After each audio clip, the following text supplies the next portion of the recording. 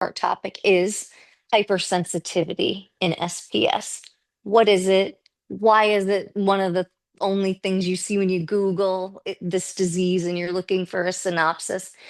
Hypersensitivity is something that we deal with. It's the thing that it's our triggers that are environmental, light, sound, touch for some people there, and we all have different ones. So since Leia and I were talking about it so casually, but we hear a lot that people don't really understand what it means, hypersensitivity. I thought let's just go there and Leia, maybe you can explain how hypersensitivity factors into your case of SPS. So yeah, first of all, I find that it's a very interesting topic because although it's something that you find when you Google um, under the definition of what SPS represents amongst its symptoms, it's one of the hardest ones to explain or to make people understand because it encapsulates for me it's a bit twofold because there's the hypersensitivity and there's the hyper reflexes, and Mhm. they're the same but they're different. And sorry, confusing, but it's that I'm sensitive. They usually say you could be sensitive to touch, to sound, and to light. I'm sensitive to light and to sound. Sorry, that was my phone reminding me that I should go to sleep. um, And so, as I was saying, I'm hypersensitive to sound and to light, but I also have hyper reflexes. And um, what do I mean by hyper reflexes? Simple example: let's say the door bashes shut because a window was open and there was wind. Someone that doesn't have a hyper reflex will have a reflex, will maybe shrug a little bit because the sound will be quite strong, but I will seize and become stiff and might And have, have a tin man fall or hurt myself or spasm really strongly. But I'll really my response to that event will be extremely exaggerated. Um, And in the last couple of weeks, I've had very challenging time, especially with my hyper reflexes, which means my reactions to day-to-day things in life. And it's striking because, first of all, I've been trying to move around a little bit more, you know, since recovering from everything. I've tried to kick myself up the butt, basically, and so be exposed to more noise, more sound, Mhm. more normality than your safety of the house, and even the house is not safe Mhm. sometimes. You can't Mhm. control everything, but and it's I've fallen many times in the last 2 weeks, and that hasn't happened in a long, long time, and hurt myself quite quite badly. Like, I hurt my ribs, I hurt my knee, I hurt my ankle, hurt my toes. I opened the side of my wrist, and all of that was due to either reaction to noise that I wasn't expecting to Mhm. see, so I had a strong reaction to and spasm, or a hyper reflex. So, an unexpected event where just reacted more strongly than. Give you an example. I was in the car a couple of days ago, and a person who was with me drove a little faster than what I was comfortable with. And I thought the cars, I'm so sensitive. I thought the car distance between us, and the other cars as we were driving, because Lebanon is not known for its very safe driving. But I mean, I thought the cars were closer than they actually were to the car. So every time we got close to a car, I would shrug and I would spasm. And as much as that person next to me knows is very close to me and knows that I have hyper reflexes, that I have hypersensitivity, kept saying, it's okay, we're far away, I'm in control. And Chill, yeah. yeah, and and I turned around and I had to smile and be like, but I can't control it. And you know that. And it didn't hurt me or whatsoever, but it's just Right. something that is, it's so difficult, I think, for people to understand that it's uncontrollable. Well, you just said something interesting, and I find myself saying it a lot, and now I realize like it's not doing us any service. You said, it didn't hurt me, but and I think that's kind of where we have it wrong in that like it does hurt us. Like we hate admitting that because we love being, badass and we don't want anything to hurt us, especially if it's typical, if even if it's of our typical of our disease. But it did hurt.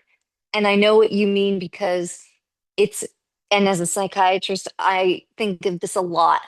I'm like, I have this new thing now, 11 years after diagnosis. I'm like, my mind's fine. I'm like, my body's just reacting. Like, I'll tell people that if I'm around strange, maybe they don't know my issues as well. It's like, oh, no, no. It's like, I just made that jolt because, something happened. So, it's like my mind is still even like, proud of itself for not freaking out, even when I feel a neurologic shock to the system. When my husband asks me if I want to go for a walk with the dog, it's like, yes, I do. My mind does. Like you said, I want to get off my butt and I know I need to get moving and I want to go on a walk. It's part of my plan. And I'm like, the asking, even if I know it's coming, it's like I can't prepare enough for the fact that my body is going to have a neurological reaction when I get asked that question, or hey, do you want to do something or commit to something or want to have a Zoom tomorrow, anything like that. It's not my mind. My mind can handle it fine. I'm treated enough with enough layers of treatments and for a long enough time where my mind now is okay with the hypersensitivity of that jolt. But taking on a responsibility or, something that's spontaneous, like a walk, it sends something up my entire nervous system and out all because you have a central nervous system as your brain, your spinal cord, and then everything that branches out is the peripheral nervous system. I'll tell you with SPS, my experience with it is that all of the nerves freak out at the same time. And even if it lasts a nanosecond, it does hurt to the extent that I'm hyper vigilant about making sure that button in the car that has the auto brake at a light, I immediately turn it off because that little jolt at the light, if I'm in the passenger seat, wherever, it sends like something up my body that may be just a moment of me being more sensitive than I like to admit, or in that moment. And maybe it might hurt me till that night in the middle of the night where I can't sleep because there's a goblin cemented into my neck because of what happened in the car because I didn't press the button and I had a little jolt at a light and it made me.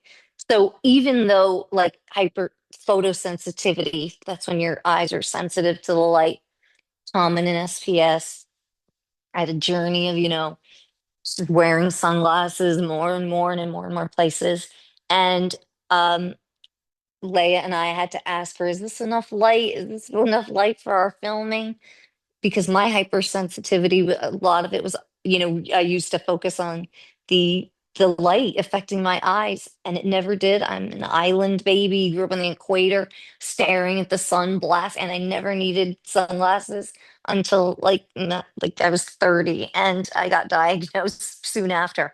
And so mine with that has been with treatment really dumbed down to the point where now I can be here with this remote and a high window and asking Leia, is this enough light? And putting the skylight up. The idea of being in this much natural light to me, even a couple years ago, was just not gonna happen. And if it was happening because I had to be in the car to get to an appointment, a doctor's appointment, I would have dark shades. So, and with the, everything to be less light. So that used to be one of my, if you said hypersensitivity, I'd be like, oh, I have photosensitivity. It was one of like my go-to, like that's one of the things that, because people will ask you, are you sensitive to touch? I'm like, oh no, for me, I need to be like I want a steamroller to ride over my body. I've always been like cement because of this illness, like makes me really like, cementy. So I need very hard manipulations. Some people and hypersensitivity of a noise change or a slight change can still make me just like Leia said, so hypersensitive in that moment that my body seizes and I tin man fall. Not as much as it used to be. So the treatments, like the longer you're on them, the more they start to work for you and that they're tailored towards you and it works for your brand of SPS. It happens less.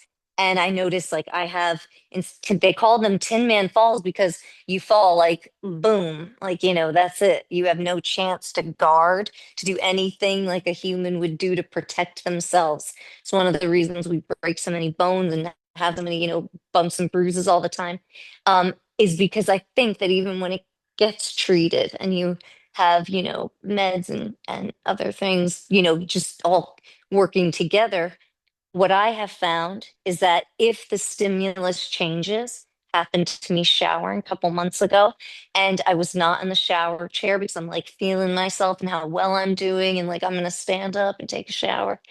And it was silly of me because I like everything super dark, so I kept a vanity mirror on and it shut. It has like an auto shut and it was the light going from not photosensitivity of bright light. In fact, it was the opposite. It was my light going, I was showering and it went from lighting it up softly, the bathroom, to no light. And I could still see. I was not in danger. It was just a change in stimulus. And I had what I would like to call like a treated Tin Man fall where I went down, only this time I had like just this little bit of time to catch myself and but kind of go down like in my own way instead of just bam. So it was like just and having that second, which I think treatment gives me, and will give you more and will hopefully just keep giving us all more and more as the treatments get better. That's what we need. We need just a split second with Tin Man Falls closely being related to hypersensitivity. I think that it's important to know that while we're not curing anything as yet, management can make it that Tin Man fall in the shower I had, even though it was rough and I had injuries, it wasn't taking me to the emergency department injuries. And I'm not sitting here with 3 broken ribs like usual. So that is a sign is something hopeful about SPS is whatever your hypersensitivity is. It seems that with treatment, it seems to kind of tamp them down. Would you say that's something you've experienced, Leah? Yes, definitely, because I haven't had the proper Tim and Fall in a very long time.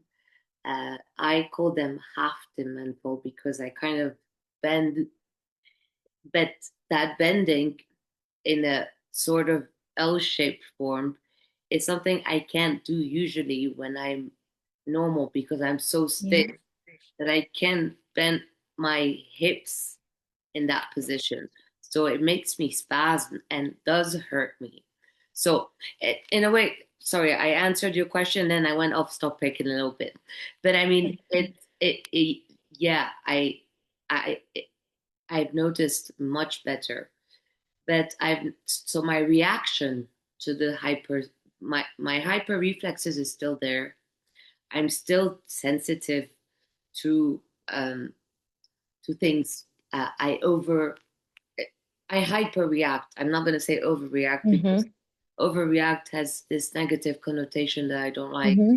Um, but the damage done is not Tin Man Falls anymore, and it's spasming or half Tin Man Falls. Mm-hmm. I think what you made me realize when we were talking is that I diminished the reaction that, first of all, I didn't, I don't pause and slow down and be like, hey, that was just, that was hardcore for you. You hurt yourself. It hurt, or no one noticed, but and it's not asking for acknowledgement from anyone or anything, Mm-mm. but it's between you and yourself, first of all, like, Mm. you know, seeing that, you know, sound and life and whatever it is that's going to make you hyper reflex, hypersensitive, and whatever damage it may do to your body. And even if it's invisible, it does something, and it does trigger pain or trigger whatever. It may just not even trigger pain. It may trigger sadness because you're Yeah. angry, or anger, or whatever. It may trigger an emotion Mm-hmm. because you're like, oh God, I'm reacting to something I never used to react to. Exactly. And I think the point of the conversation that I had with you today was that I wanted to talk about this, and you wanted to talk about this. You found it interesting. Is that we have a tendency as patients to diminish the way we feel, in the sense that we don't Yes. want people. We want to raise awareness. We want to let people know, but then when things happen on the spot, we make it seem as if everything is okay, so that Yeah. or we don't. I personally sometimes don't even say anything, Mm-hmm. and I don't think that's helping. That's helping in the raising awareness of the disease or explaining exactly what it is to have hypersensitivity. Yes. And because, how can you, when somebody you love and who's going around doing everything they can to modify their behavior so that they don't stimulate you, does something so casual and it stimulates you? You don't want to say it to them. They didn't mean it, and it's like it's you, so you eat it, but somebody is going to take that toll. You know what I mean? The suffering doesn't just go anywhere. It goes right back into us because we're like, okay, I can handle this on my own. Like, no reason to make somebody, feel guilty for something they so didn't mean, and would rather die than hear they put me in pain or made me not able to sleep the whole night because I feel like I have a javelin through my back, under my scapula, and coming out through my chest. Can you explain that to somebody? And certainly not to somebody you love. And it's like, oh, what did I do to do that to you? Oh, you tossed your, purse on the bed. It's like insane. And we really understand, like, the Alice in Wonderland quality to this disease and how confusing it must be for people. And I think that's something we talk about a lot privately. Like, I get why nobody gets this, because if we have to process it out so much, then it's hard to get. But I would say, and as for doctors receiving patients with neurological illness, hypersensitivity certainly is not exclusive to stiff person syndrome. To take it seriously, and to take it seriously because if you do small modifications in your patient's life, like sunglasses, massagers, heating pads, things to make your environment more you friendly, will actually have a huge quality of life bump for your patient, or for your loved one, or for yourself if you're the stiff person, or the neurological patient. And I think it's a really, it's kind of like low hanging fruit. It's like, oh, let's go for the stuff that we can fix real quick. Does that bother you? Let's make sure we get a way to keep the lights down and night lights so you don't hurt yourself. Thinking, always about safety, but also about comfort.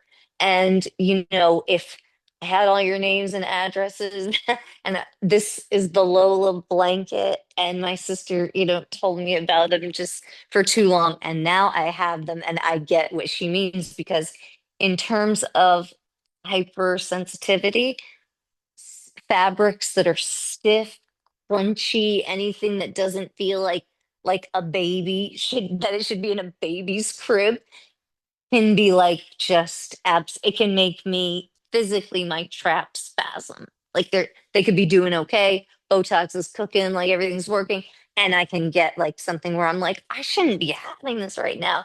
And it's because I'm not like cozy enough. So it's like, as silly as that is, wearing super comfortable pajamas and like stuff like that, like we call it Betty chic, making jokes about it, I think has diminished the importance. I realize that these things have played in my SPS journey, is that I made comfort and the control of my environment priority number two after meds and treatments. Because it is something that we can have a hand in. It is something that our loved ones can help with when they're frustrated that, they can't help. Um, is just, kind of helping us modify our environment, and not unlike other disabilities. If we were in, a wheelchair for any other reason, we'd have to make modifications to the home. And just like that, we are very disabled and have to make modifications to our life. And hypersensitivity happens to be a huge part of that, for I think any SPS patient. They can usually, I haven't met one yet that hasn't been able to come up with something hypersensitive. And that makes them feel in medicine we use hyperreflexic when you're giving a neuro exam, when they tap you with the hammer. They're looking for, we're looking for reflexes. Are they normal? Are they too much? Because that can indicate a lot of things. So you're really wanting to pay attention to that. And, you know, we SPS patients on exam can be quite hyperreflexic. Um, and so these are the kind of things that when like we said at the beginning, when you Google them, it's like you have this hypersensitivity to light, noise, sound, touch. It's like, wait, not all of us, not all of us have everything, but most of us will have some things. So like, it's really personal. And I think, this was it's a really important topic because, as you said, unfortunately, you've experienced like falls in the last week because of this symptom of our disease. But it's usually it can be the one that is the first ER visit that starts patients down the road to diagnosis of this disease.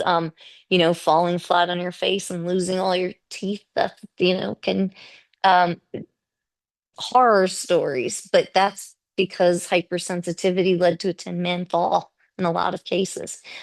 So this is super, it's unique to our disease. So that's something that we can kind of help each other out on, and then help our caretakers understand it.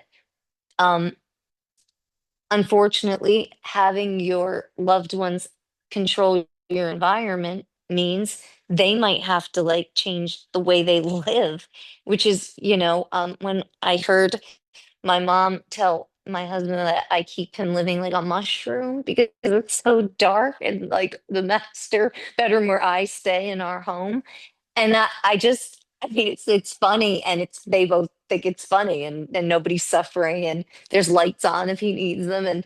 But I was like, I did feel bad because I was like, when you first walk in for the first time, that was the impression, is that like Ilya's in the dark and poor Corey has to live like a mushroom. And I was like, oh no. So I didn't realize, now I see it. Like I go out and I'm like, oh wow, yeah, it's crazy. And even when it's very bright out, as you saw before, this is just a little opening of the window. And I'm still scared. And as soon as we stop filming, Leia knows that the first thing I'm doing is taking this little remote and closing that skylight because yikes. So even with treatment, and even though there's just a crack of light, and it's daytime and it's summer and it's coming and it's really beautiful and I love nature and all that. And I just don't want that open. So it can be pretty irrational seeming to somebody, I would imagine. Um, that little thing I just took us through, that can seem like so even that amount of light, that's what is it doing to you? It's like, I don't know, man. It's just making me crazy. And usually that means that like things are getting stiff. My muscles are getting stiff. And I notice it and I hate it. And now I know that, but it took a long time for me to like understand what I was annoyed at or frustrated or because sometimes when your body's starting to tense up, you can start to feel all kinds, like you said, negative emotions mentally. But that's not what's really happening. The body feeds back onto the mind, just like our mental state will make our bodies more stressed. It goes both ways here in this disease, especially. Um, so I would just throw it back to you in case you have any more hypersensitivity pearls, wisdoms, No, no, no. I anything. mean, I think you said it right. First of all, the environment can be adjusted. I use many of you have seen the loop. No, I'm not doing an ad for them before, Sorry.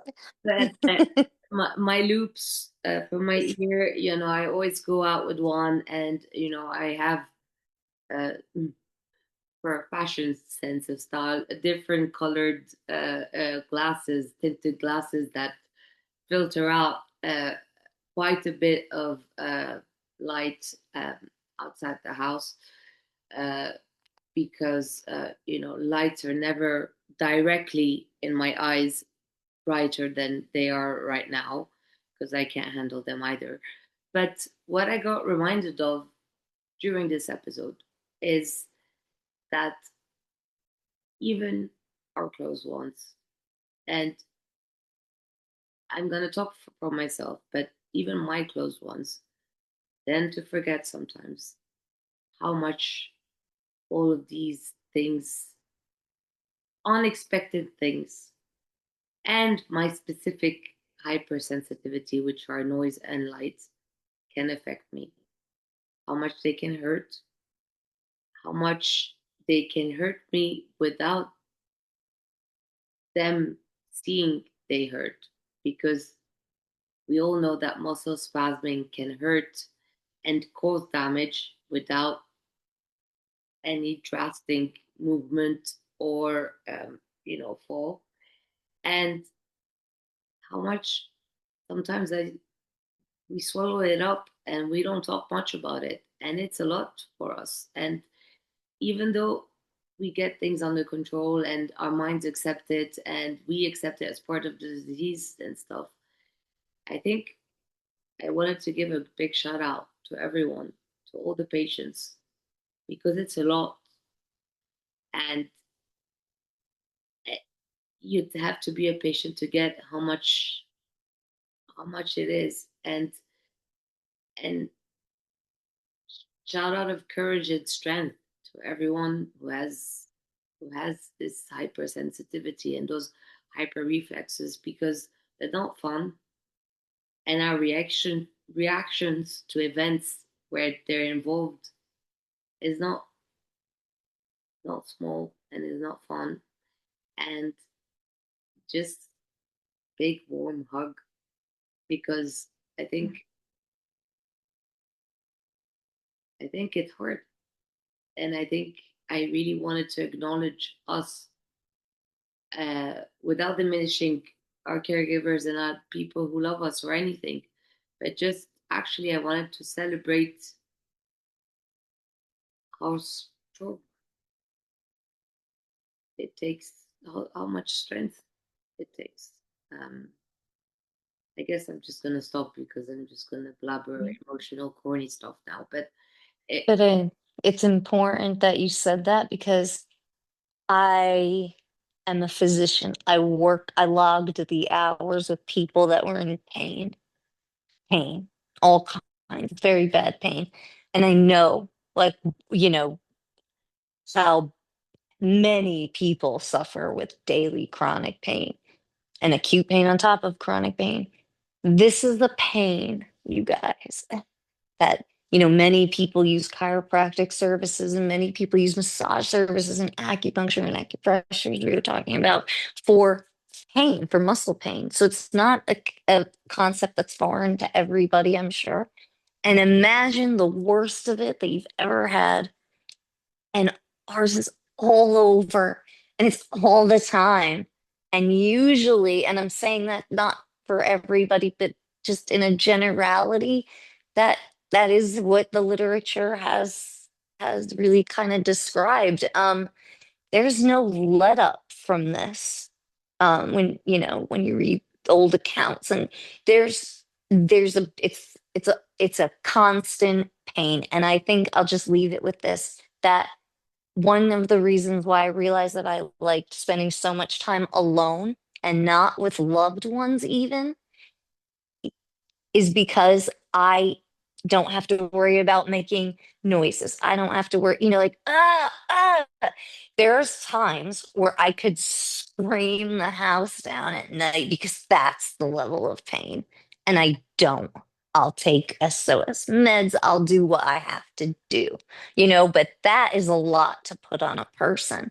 Because again, you wake up and it's still there. And then you go through your whole day and it's all still there. And you go to night and it's still there. And you wake up and it's still there. And so I say thank you, Leah, for saying, a shout out and that hug for fortitude, because this is the kind of medical fortitude. A severe chronicity of pain is not uncommon. Unfortunately, many people deal with chronic pain. This is chronic pain at a very severe level, and it's a lot. It's a lot. It takes something else to draw, to get you through it. And so I know if you guys are getting there, very powerful, some purpose, some energy, some faith, and follow it, because this pain can't be for nothing. We can't be, even if there's not that many of us in the world as a public health person, we're a handful. We can't all be in this much pain for much longer. So, shout out to research, shout out to management, anything making us feel less pain, because that's what this is. And it sucks. People can see the mobility, but the pain, and I think you just made me clock onto that, is that, like, what we're not saying is that when our environment isn't conducive and we have a hypersensitivity reaction and we're hyperreflexic, it makes pain. It makes pain, physical pain, the thing that people are trying to stay away from the most in their life, physical pain. It gives it to us. So it's like we don't want to be weird and we don't want to be overreacting at something like a little car brake, but it's coming from the inside out. So I would say, yeah, don't be afraid to be a little bit of like a prima donna, even if it goes against like your style, because squeaky wheel gets the grease. Sorry, I need the shades to be drawn when I'm in this room. It's like you advocating for yourself. And I'll just leave it at that, unless you have anything else, Leah. No, I don't. But you said shout out to research, and just pointing it out, the link is still on our YouTube channel and it's still on Bent Not Broken. And I know a couple of SPS patients have the link up as well. My Yeah. fundraiser to help research at Johns Hopkins is still open, and I've decided actively to not close it till the end of December 2025. And that's a choice I made because I believe that uh, we can still manage all of us together, because it's not my fundraiser. It's open for everyone. Mm-mm. It's for all of us.